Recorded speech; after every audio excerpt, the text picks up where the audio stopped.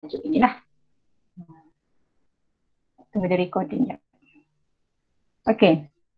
Jadi apa yang kita akan tengok hari ini ialah berkenaan standard kandungan yang terakhir untuk bab 1, iaitu lengkung pertumbuhan.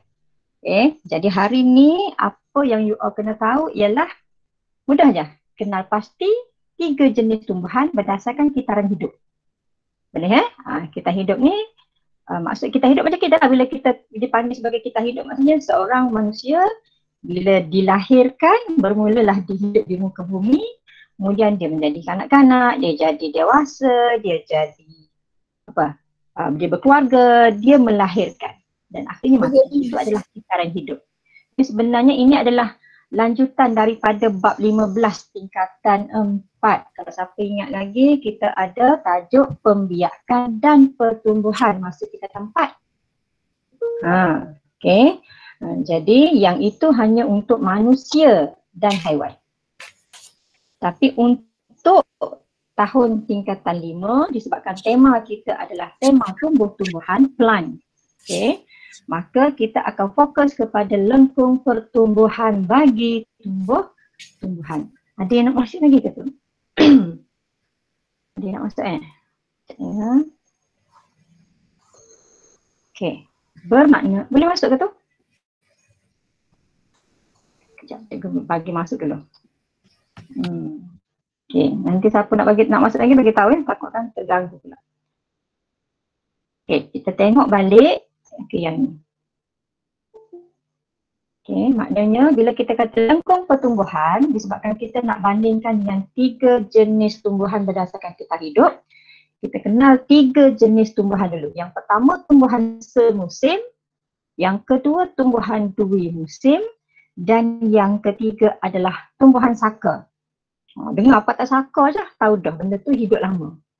Yang kalau semusim maknanya dia hidup hanya semusim. Contohnya kita selalu sebut dalam bahasa Melayu kita, takkan pisang berbuah 2 kali. Contoh semusim lah tu. Bila dia buah je, lepas tu dia mati. Itu semusim. Apa lagi? Alah, setahun jagung. Maknanya jagung pun adalah tumbuhan semusim. Okay. Tapi pernah kita kata takkan carrot berbuah 2 kali.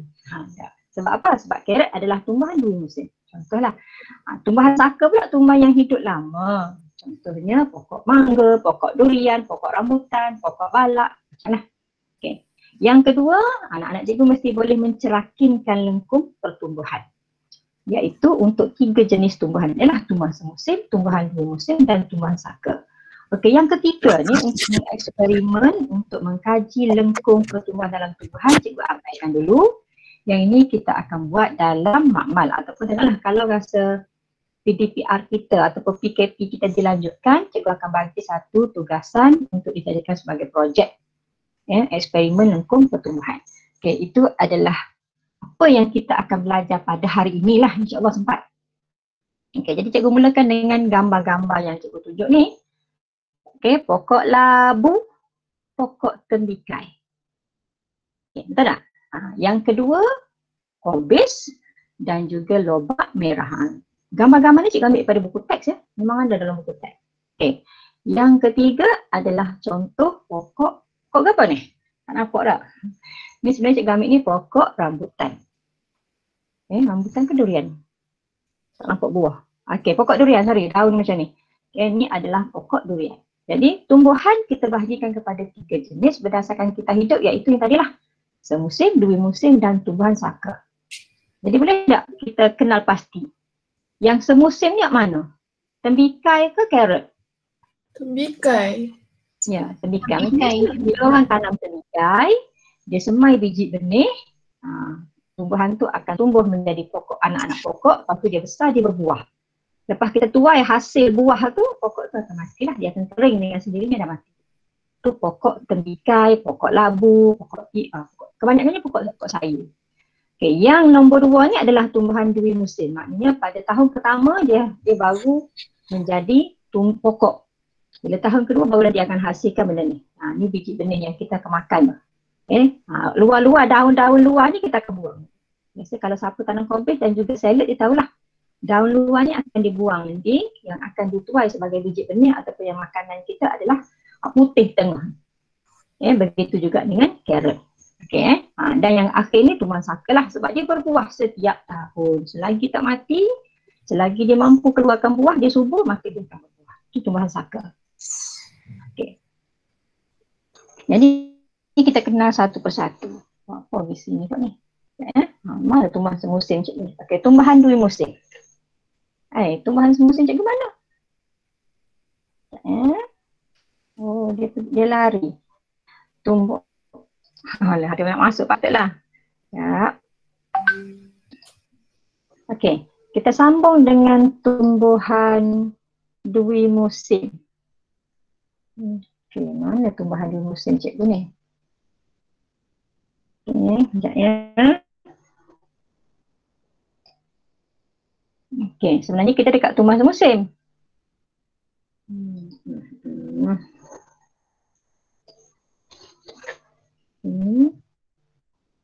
Okey, yang ni ya.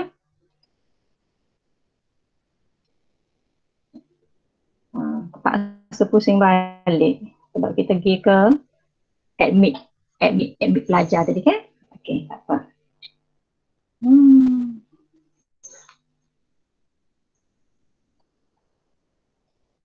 Okey, ni tumbuhan semusim. Semua nota ni adalah berdasarkan bioskop. Semua dah ambil modul ya? Ada lagi kau tak ambil? Sebab dengan kata hari tu UH tak cukup. Dah ambil dah? Boleh tanya. Okey, bagus. Modul yang photostat. Sebenarnya kita ada modul bab 2. Tapi nanti cikgu bagi tahulah bila boleh ambil. Cikgu dah photostat dah. Tapi kemarin masa nak bagi bersama dengan modul bab 1, benda tu tak siap lagi. Okey, now untuk tumbuhan semusim, mudah je. Jadi kita ingat bahawa tumbuhan ni hanya ada satu kitaran hidup untuk setahun. Untuk setahun. Kemudian dia mula dengan apa? Dia mula dengan percambahan biji benih. Lepas tu berbunga dan hasilkan biji benih. Mudahnya. Setahun ya. Lepas tahun dia akan mati.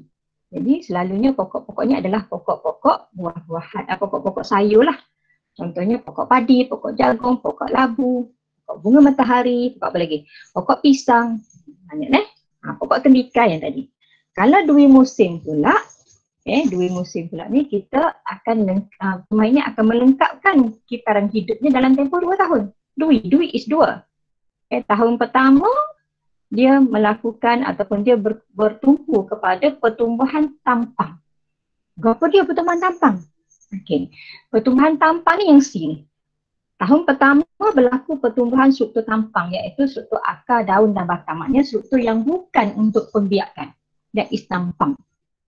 Manakala musim kedua barulah fasa pembiakan. Jadi semasa fasa pertumbuhan tampang tu berlaku, dia akan hasilkan daun yang banyak, batang pun makin tinggi, akar pun makin panjang. Kemudian dia akan terhenti seketika, especially ketika musim sejuk ataupun musim-musim yang tidak sesuai ataupun pada keamatan cahaya, pada cuaca yang tak sesuai. Lepas tu pada tahun berikutnya barulah dia bertumbuh dengan cepat untuk fasa pembiakan. Bila sebut dah fasa pembiakan nak biak, mestilah menghasilkan biji benih. Jadi buat apa? Dia akan berbunga dulu, berbuah, barulah hasilkan biji benih. Akhirnya pokoknya mati.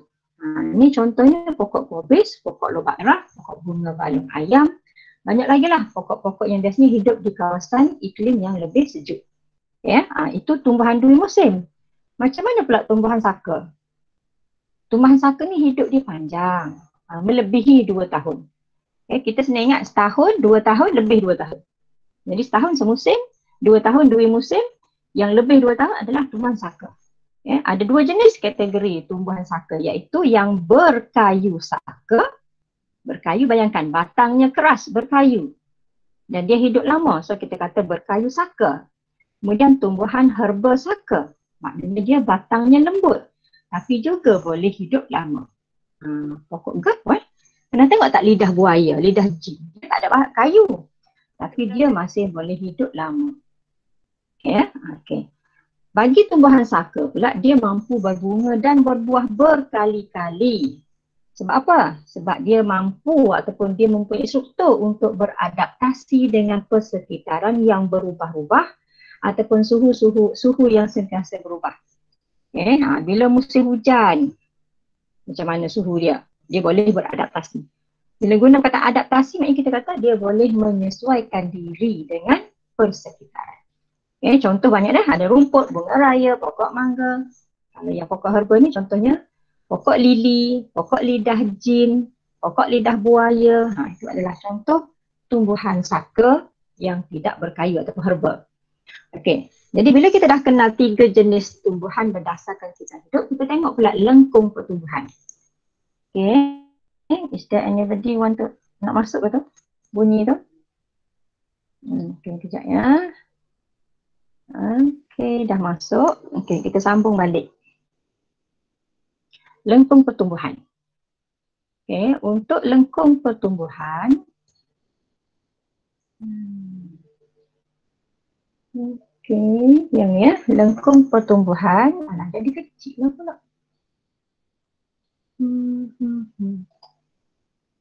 Sekejap.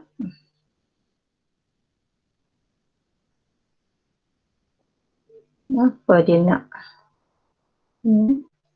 Okay. Tengok balik yang ni. Lengkung pertumbuhan. Untuk lengkung pertumbuhan, maknanya graf lah tu. Tengok tu dia balik kepada asal balik. Ya. Dia tak boleh ganggu. Okey, ni lengkung pertumbuhan. Okey, masa bab tingkatan 4, bab akhir, kita dah belajar lengkung pertumbuhan berbentuk sigmoid. Most of organism mempunyai lengkung pertumbuhan berbentuk sigmoid ataupun bentuk S.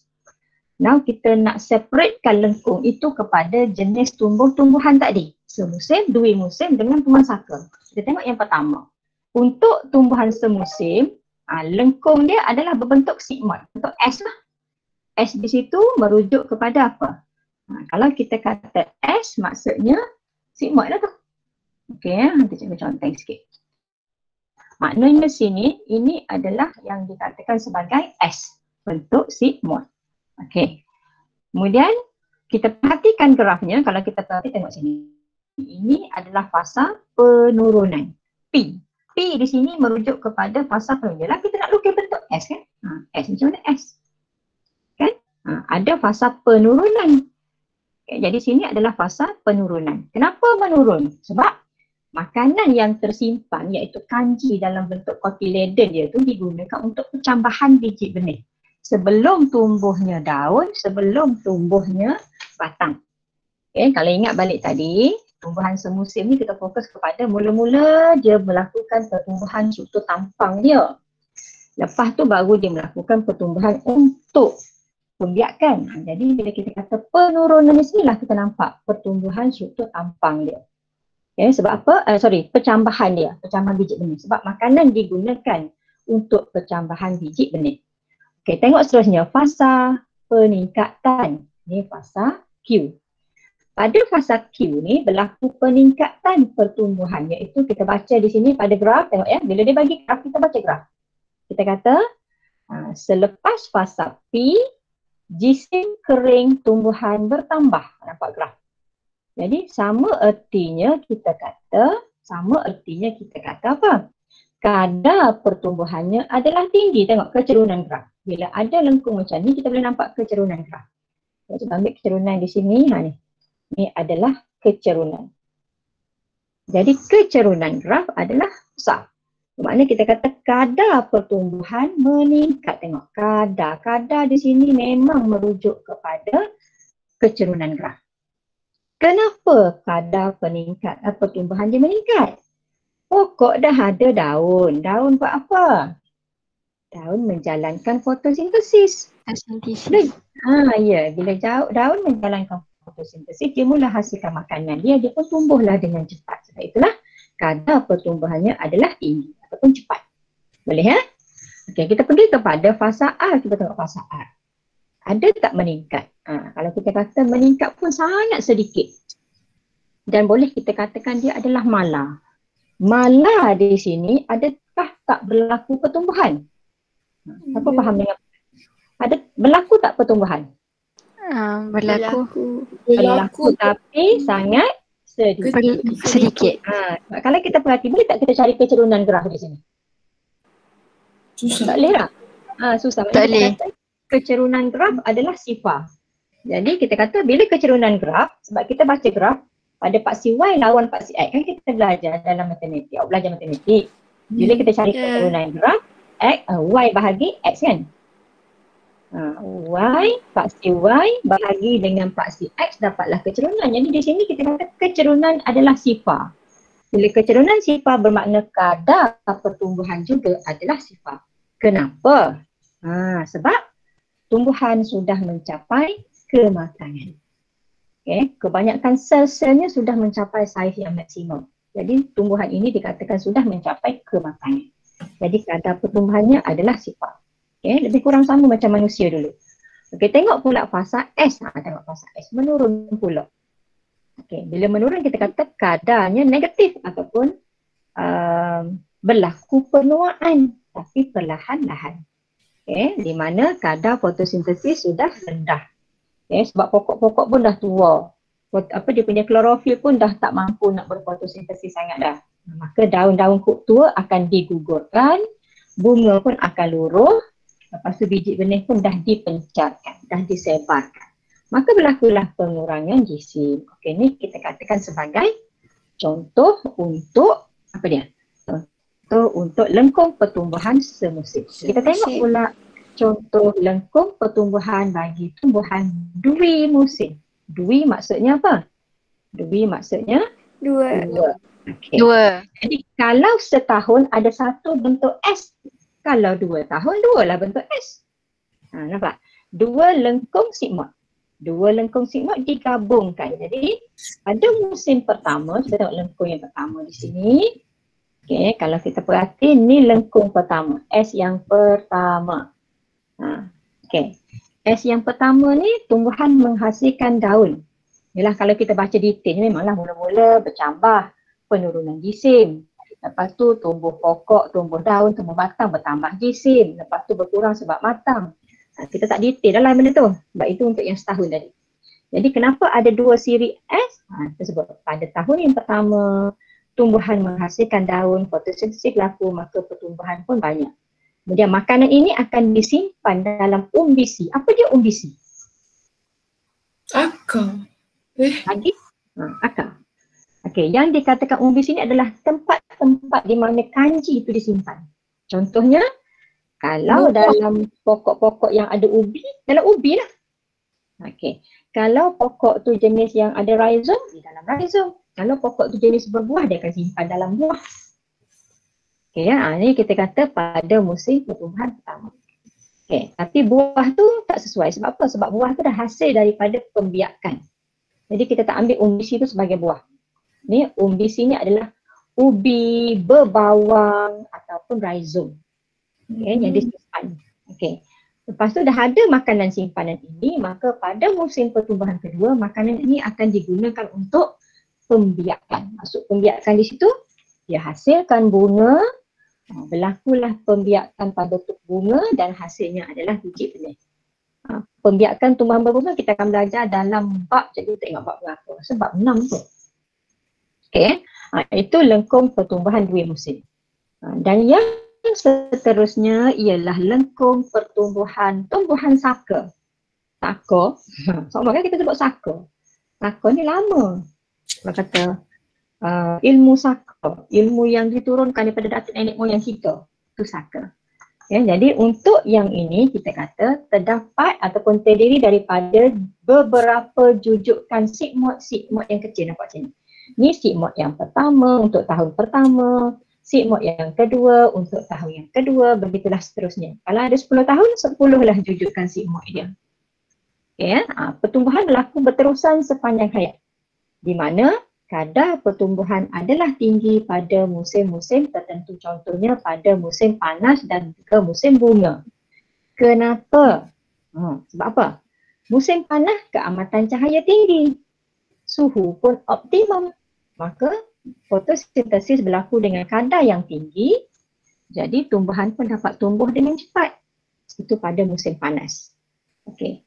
Pada musim sejuk dan juga musim luruh, pada musim sejuk dan juga musim luruh, keamatan cahaya adalah rendah. Suhu juga adalah rendah daripada suhu optimum.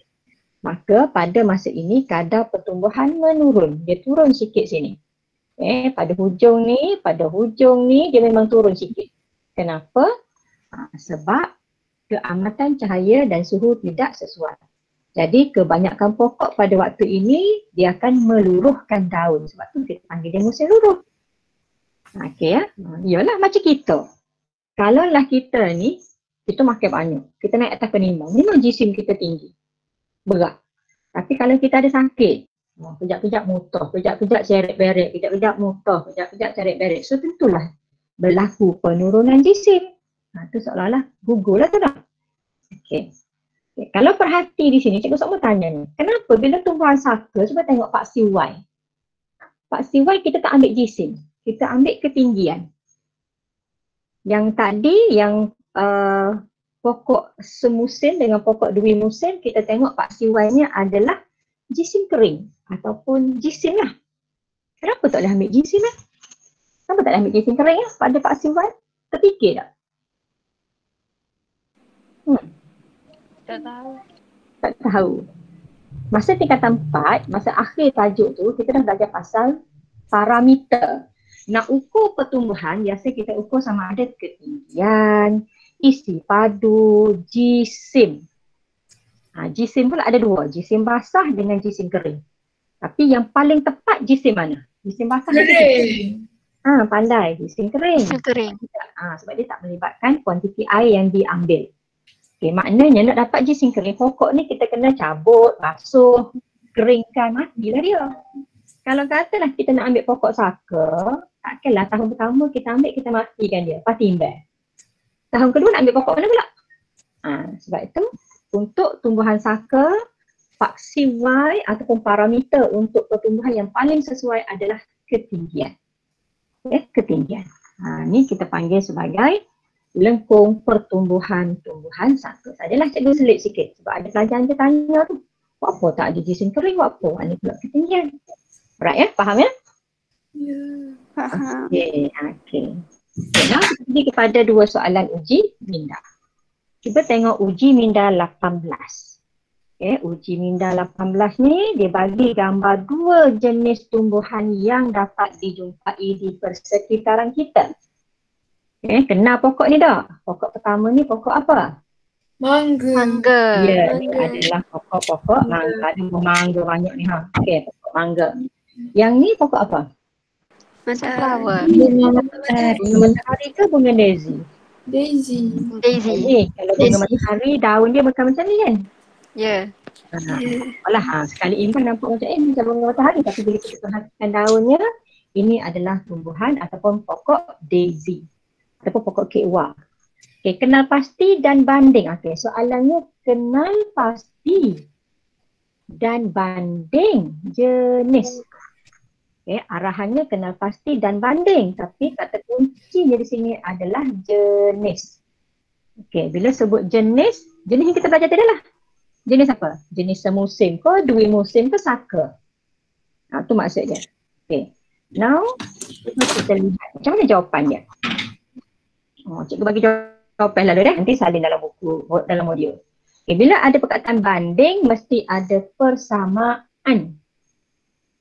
So, bila nak tulis dalam jawapan nanti, dalam esei ataupun dalam struktur sekalipun, bila kita nak jelaskan tentang persamaan, cikgu galakkan sangat ada perkataan kedua-duanya. Kedua-duanya. Maksudnya apa? Kalau kita ada 3 persamaan, pilihlah kedua-duanya. Jadi kalau kita perhati tadi, pokok durian, pokok mangga, pokok rambutan, dia adalah tumbuhan saka, betul tak? Betul tak? Ya. Betul. Pokok daisy, tahun ni berbunga, tahun depan berbunga, tahun seterusnya berbunga. Tapi kalau bunga balung ayam, dia 2 tahun dah berbunga. Lepas tu, setahun lagi, dia hasilkan biji benih baru dia mati. Berbeza dengan pokok ini. Tapi pokok daisy, dia adalah pokok saka. Dua-duanya adalah tumbuhan saka, satu makah. Dua-duanya mempunyai jangka hayat melebihi 2 tahun. Yalah, saka kan melebihi 2 tahun. Dua-duanya tumbuhan berbunga. Ataupun ada orang dia tulis lagi, kedua-duanya mempunyai lengkung pertumbuhan jujukan sigmoid. Okay. Tapi sebabkan dia nak apa? Dia nak kenal pasti tumbuhan, jenis tumbuhan. So, yang lengkung tumbuhan tu cikgu tak ambil sebagai jawapan. Okay. Sebab tu bila kita baca soalan, kata kunci terpenting. Soalan tadi kata kuncinya adalah jenis. Okay, ya? Boleh ya? Okay. So, perbezaan boleh guna perkataan manakala, tetapi. Boleh. Tapi, kalau nak buat dalam bentuk jadual macam ni pun lagi bagus. Senang pemeriksa nak baca. Senang cikgu nak write tengah-tengah. Contohnya apa perbezaan dia? Pokok mangga adalah tumbuhan berkayu saka. Sedangkan pokok daisy adalah tumbuhan herba saka. Kan tadi kita belajar tadi?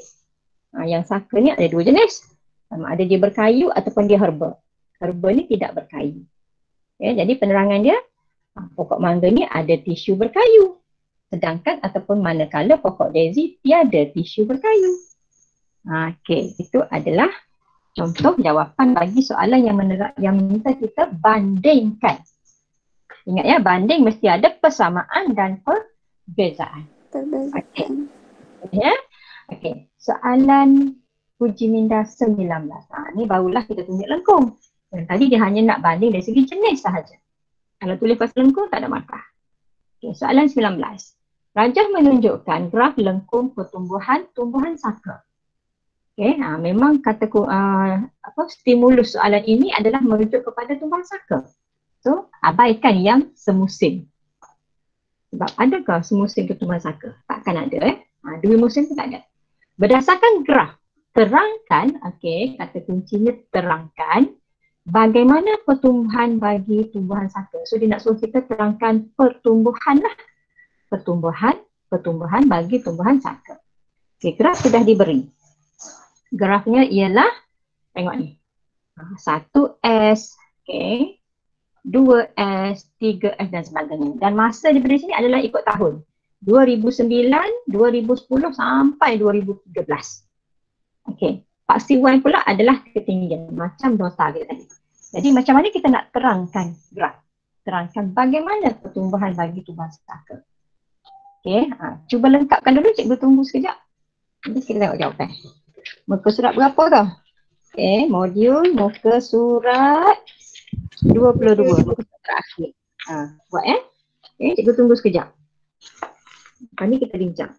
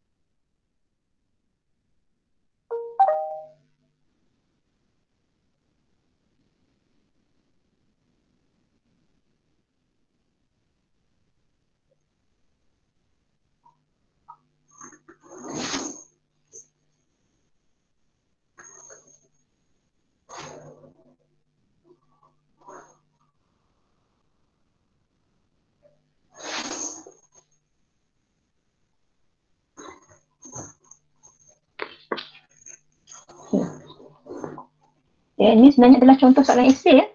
Okay, sekarang ni kita bagi jawapan tu supaya nampak ada P1, P2, P3 sampailah P10. Bermakna kemungkinan besar markah diperuntukkan untuk soalan macam ni adalah 10 markah. Mestilah. Okay. Seandainya markahnya dikecilkan, mungkin 6 markah ataupun mungkin 8 markah, maka memang simak akan bagi tambahan supaya kita dapat maksimum. Okay. P1 tak nampak sini. Ini kita baca jawapan. Contohnya, jenis tumbuhan ini adalah tumbuhan apa dia? Berkayu Berkayu sangga. Betul. Okay. P2, corak pertumbuhan adalah berterusan sepanjang hayat. okay. Jadi dia menunjukkan apa dia? Senang ya? Okay. So sebenarnya benda ni kalau kita faham betul-betul, bila kita nak isi lagi senang lah. Okay. Nak tengok jawapan ke tak payah? Tak payah dah. Ni ya? Semua dah betul. Boleh check je jawapan tu. Okay. Kita dah boleh check.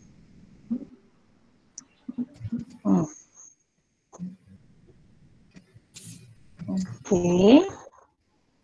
Takatnya ada soalan tak? Cik Tata, tajuk kita hari ni sikit je. Tak ada. Ada cikgu. Faham ya? Faham. Faham. Okay, faham. Jelas. Alright, jadi kalau ada soalan boleh tanya. Apa nak tanya? Yang daripada bab 1 ni, daripada awal, okay, kita ada 3 standard kandungan ataupun 3 subtopik untuk bab 1 ni. Bermula dengan organisasi, okay, yang cikgu bagi formula itu McEwa tu. Okay, organisasi tisu dalam tumbuhan iaitu McEwa, meristem. Lepas tu, apa dia? Kekal. Kemudian kita ada kekal tu ada ewa, epidermis, vaskula dan asas. Okey, itu untuk subtopik yang pertama. Subtopik yang kedua adalah tentang tisu meristem sahaja tapi dikaitkan dengan pertumbuhan. Ingat lagi tak? Ada pertumbuhan primer dan juga ada pertumbuhan sekunder. Bila sebut primer, dia bertambah dari segi apa? Ingat lagi? Panjang. Panjang. Masa primer, pertumbuhan dari segi panjang. Maksudnya pokok tu memanjang tinggi untuk dapat cahaya yang cukup. Akar pula panjang dalam tanah untuk mendapat air dan mineral yang mencukupi. Okey, itu untuk pertumbuhan primer. Jadi dijalankan oleh meristem apa untuk primer? Apex. Bagus. Okey. Kemudian bila sebut pasal pertumbuhan di meristem apex dan meristem akar, kalau lihat muka surat 7, kita ringkaskan balik. Okay, overall untuk tajuk ni di mana ada 3 zon, betul? Ya. Ada zon. Sekejap ya. Betul ada kelah. Okey. Seterusnya ada 3 zon di akar, ada 3 zon di pucuk pun ada 3 zon. Okey. Setiap zon tu pula kita kena kenal macam mana struktur sel-sel dia. Boleh ya? Okey, itu untuk pertumbuhan primer. Kemudian untuk pertumbuhan sekunder. Bila sebut pertumbuhan sekunder dia bertambah dari segi apa dia? Tapi Ukulilit dan diameter. ukulilit ataupun diameter batang dan akar. Akar. Tambah ukulilit sebenarnya dia juga bertambah dari segi tisu-tisu berkayu dia kan? Aha. Ya. Lagi perbezaan hari tu. Kalau yang pertumbuhan sekunder, dia ada gabus, dia ada korteks sekunder, dia ada tisu-tisu sekunder yang baru. Contohnya xylem sekunder, phloem sekunder. Level tu harap-harap faham lah. Okay. Kemudian apa lagi? Kemudian ada cerita sikit pasal gelang tahunan. Okay. Okay, itu adalah subtopik 1.2. Dan hari ini kita belajar tentang subtopik 1.3 iaitu lengkung pertumbuhan. Sebenarnya kalau betul ikuti daripada awal, insyaAllah tak ada masalah lah. Jadi apa lagi nak tanya? Tu cikgu tanya, kalau awak nak tanya ke apa? Yang tak faham, yang tak jelas. Sebelum nanti kelas berikutnya, kita boleh masuk bab lain.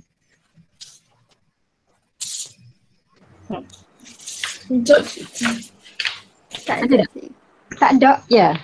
Okay. So, cikgu tak bagi tugasan hari ni sebab ada lagi yang tak siap tu. Hantar dulu yang tu. Yang pertemiga. Kemudian yang hari ini kita cuma fokus pada soalan 18, uji minda 18 dan uji minda 19 tadi. Sebagai PBD. Kemudian untuk latihan yang lain, bolehlah buat latihan dalam buku teks. Just jawab di situ je, contoh-contoh situ je dulu dengan pensel ya. Okey, jadi kalau tak ada apa-apa, kita bolehlah bersurat awal. Habis dah kelas kita ni. Habis dah kelas kita ni. Sebab pendek je. Kalau tanya soalan boleh tanya. Sekejap cikgu, nak tanya ni. Boleh.